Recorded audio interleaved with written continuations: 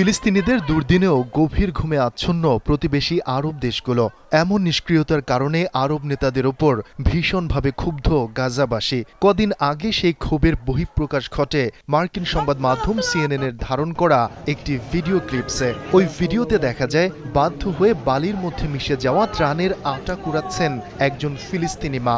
এ সময় কান্নায় ভেঙে পড়েন তিনি। চিৎকার করে দুহাত তুলে আল্লাহর কাছে বিচার দেন ভাইদের এমন দুর্দিনে নীরব দর্শকের ভূমিকায় থাকা আরব নেতাদের একদিন যেন এর মূল্য চোকাতে হয়। তবে ঘটনার উল্টো পিঠও রয়েছে। প্রতিবেশী ও আরব ভাইরা চুপ থাকলেও বিশ্ব বিবেক অচল হয়ে গেলেও ঠিক স্রোতের বিপরীতে গিয়ে অসহায় এসব মানুষের পাশে এসে দাঁড়িয়েছেন ভিনদেশী এক তরুণী। ইসরায়েলের রক্তচক্ষু মার্কিন রাজনীতিবিদদের প্রচ্ছন্ন হুমকি ও ব্যঙ্গ বিদ্রুপকে বৃদ্ধাঙ্গুলি দেখিয়ে অসহায় উপত্যকাবাসীদের জন্য সহায়তা নিয়ে ছুটে যাচ্ছেন এই তরুণী।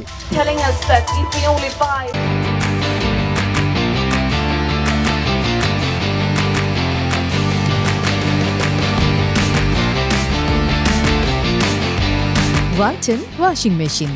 Simplifying life with hassle-free washing. বলছি বিশ্ব নেতাদের চ্যালেঞ্জ করা সুইডেনের জলবায়ু কর্মী গ্রেটা থানবার্গের কথা, যিনি ইসরায়েলের রক্তচক্ষুকে পাত্তা না দিয়ে না খেয়ে থাকা ফিলিস্তিনিদের জন্য খাবার নিয়ে রওনা হয়েছেন গাজার পথে। ভূমধ্যসাগর হয়ে উপত্যকাটিতে ত্রাণ পৌঁছে দেওয়ার পরিকল্পনা রয়েছে তার। তবে ইসরায়েলি সেনারা যেখানে জাতিসংঘকে ত্রাণ নিয়ে ঢুকতে দিচ্ছে না, সেখানে তরুণ এই অধিকার কর্মী ঢুকতে পারবেন কিনা অথবা হামলা থেকে নিরাপদ থাকতে পারবেন কিনা তা নিয়ে উদ্বেগ রয়েছে।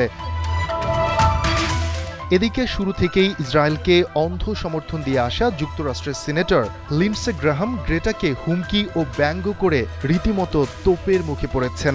সামাজিক যোগাযোগ মাধ্যম এক্সে সিনেটর লিন্ডসে গ্রাহাম কটাক্ষ করে লেখেন, আশা করি গ্রেটা এবং তার বন্ধুরা সাঁতার কাটতে পারবে। তার এই পোস্ট সামাজিক মাধ্যমে তীব্র প্রতিক্রিয়ার সৃষ্টি করে। অনেক ব্যবহারকারী প্রশ্ন তোলেন, কেন একজন মার্কিন সিনেটর একজন তরুণ অধিকার কর্মী সম্পর্কে এমন অহেতুক মন্তব্য করবেন।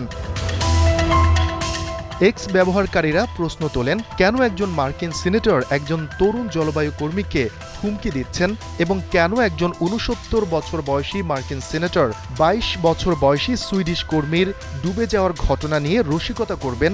এখন কি এগুলোই আমেরিকার রাজনীতি? তথ্য বলছে, গ্রেটা থানবার্গ সহ আরও ১১ জন মানবাধিকার কর্মী রোববার ইতালির দক্ষিণাঞ্চলের সিসিলি দ্বীপের কাতানিয়া বন্দর থেকে একটি ত্রাণ জাহাজে চড়ে রওনা হয়েছেন। ওই জাহাজ যদি কোনো বাধার মুখে না পড়ে তাহলে এটি ৭ দিনের মধ্যে গাজার উপকূলে পৌঁছাবে বলে আশা করা হচ্ছে। শফিকুল ইসলাম শান্ত, দীপ্ত সংবাদ।